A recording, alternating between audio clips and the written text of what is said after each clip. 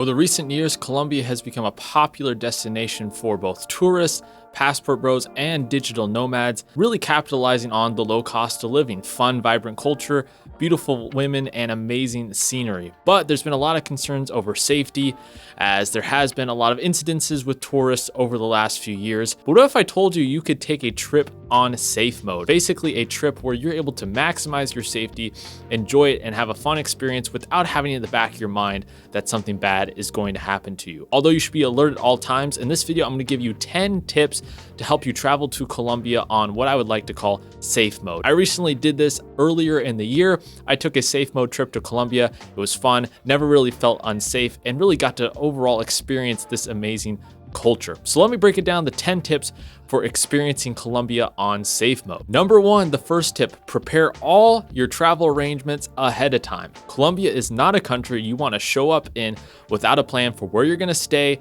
what your transportation is going to be, and what part of the city that you're traveling to you're going to stay in. You want to plan all your flights and all your hotels and any other travel arrangements as much ahead of time as possible. Not only will this save you money, but it'll allow you to do research on the areas that you are scheduling your hotels in, but also this just limits any bad things happening in terms of when you finally show up in the city. Find the hotels in the good parts of the cities, book all your flights so they'll all be on time, and even contact the hotels ahead of time to maybe get transportation. You do not want to do this trip on the fly. You want to be prepared, and you want things to go smoothly as you go from your country that you're traveling to the country of Colombia. So I would get on that immediately. Number two, if you don't know any Spanish, download the app Duolingo and 30 days ahead of time, do the required lessons every single day. If you don't know any Spanish, I recommend people not travel to Colombia at all, just because it really is going to make it difficult for you to communicate with the people there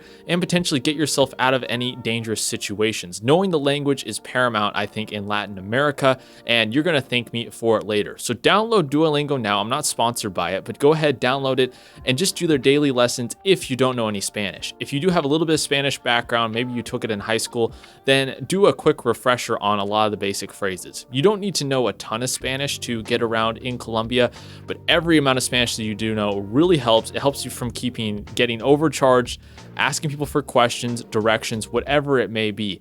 The amount of English spoken in the country is just not a lot. And so knowing the Spanish really goes a long way and gains you a lot of goodwill with the people in the country. For me, I've been studying Spanish for close to 10 years and I'm not an expert, but the amount of Spanish that I do have really helps me get around Latin America quite efficiently, and I found it only to be a benefit and time well spent when I prepared for my trip. Number four, prepare your transportation from the hotel by either calling them up directly, getting transportation scheduled, or using an Uber. Colombia is not one of those places where you want to walk everywhere, you want to just take random taxis. You really want to take reliable transportation. When I landed in Cartagena earlier this year, I actually called my hotel ahead of time, arranged all the travel arrangements in terms of driving me from the hotel there and back. So I knew it was taken care of when I set down in the country. I might not do that next time. I might rely more just on Uber this time to get back and forth from the hotel.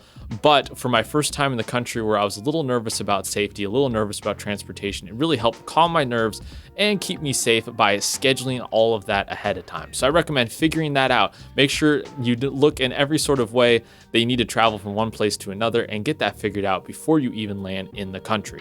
Number five, for your daytime activities, you're going to want to spend it in the following places: either tourist attractions where there's lots of tourists, restaurants, malls, and different public beaches are going to be the best places to spend your time and are going to keep you the safest. Remember, we're doing this trip on safe mode, so you want to stay in places where tourists are at, where there's a lot of people, where you can easily access, different public services as well, or places that are enclosed and are basically secure. Like I said, restaurants and malls is a great place to go. I spent a lot of times in malls on my first trip to Colombia, and it was great. I got to experience the culture, communicate with people, talk with people, and I felt safe the whole time, which was really important for me on the trip as well. In certain parts like Cartagena, the old city, it's definitely a little sketchier than some areas, but that's generally safe. There's a lot of tourists around, and it's a good way for you to experience the culture. Colombia is not a place where you want to just go venture out and exploring in the cities, not knowing where you are going. You want to stay in the Estrato 5, 6, and maybe 4 areas during your trip and really not venture out of that if you're looking to keep yourself as safe as possible, and I would not recommend taking the trip that way. So find public areas that are great to explore, maybe do tours, find tours to do out these areas so you're with other people at all times, especially if you're traveling solo.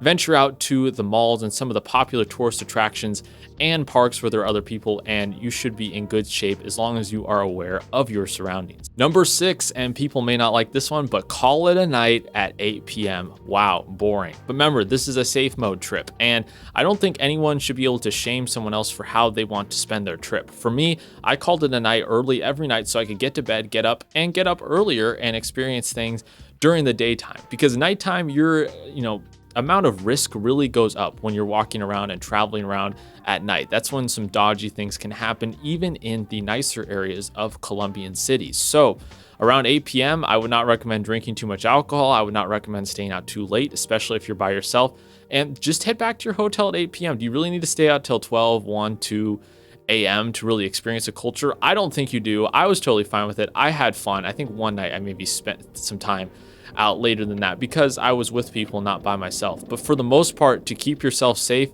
the sketchy pickpocketing, the sketchy, crime activities, a lot of it happens at night when you're by yourself, walking on the streets by yourself. So at 8 p.m., get an Uber, head back to your hotel, and call it a day. There's still a lot of fun you can have in your hotel.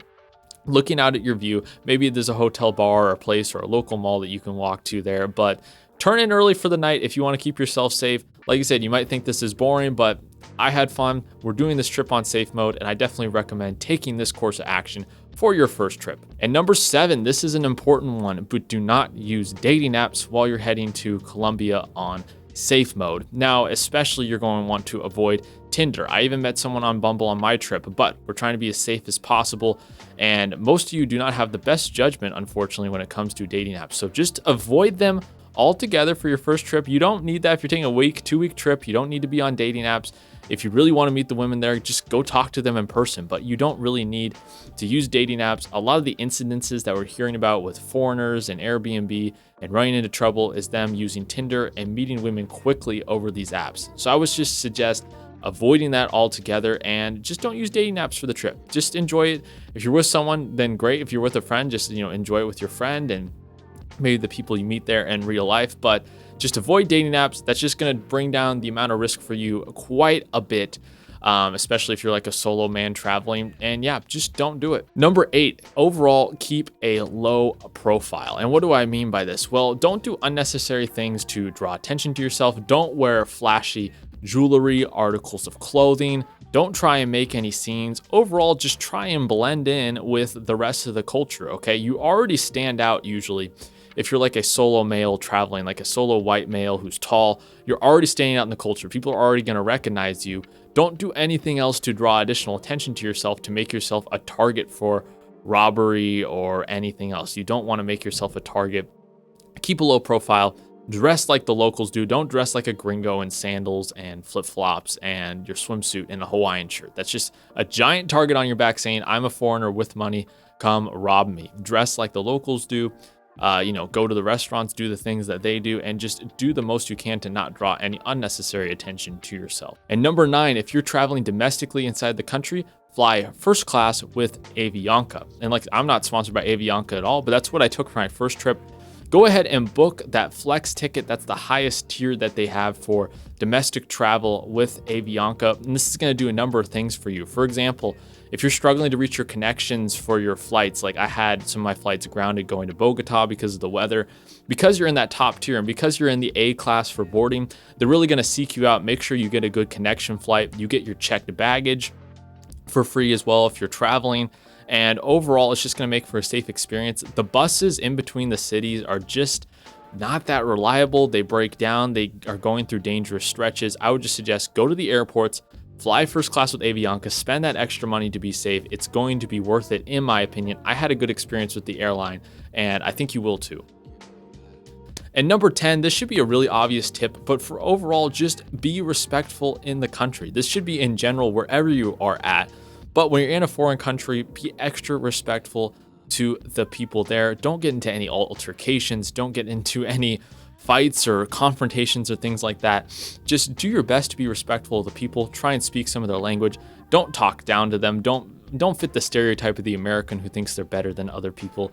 This is just going to help your experience overall. It's going to make the locals friendly with you. Overall, I had great interactions with basically every local I encountered in Colombia. But if you want to help increase those odds, just be respectful everywhere you go. Be nice, be a good human being, and people are going to help you out along the way. So thank you so much for watching this video. If you have any questions, leave it in a comment down below. Like and subscribe for more content like this related to travel, geo arbitrage, and creating the best life for yourself. You can also hit me up with a DM on Instagram if you have any specific questions about your trip. Thanks so much for watching. Anyways, I'll see you guys next time.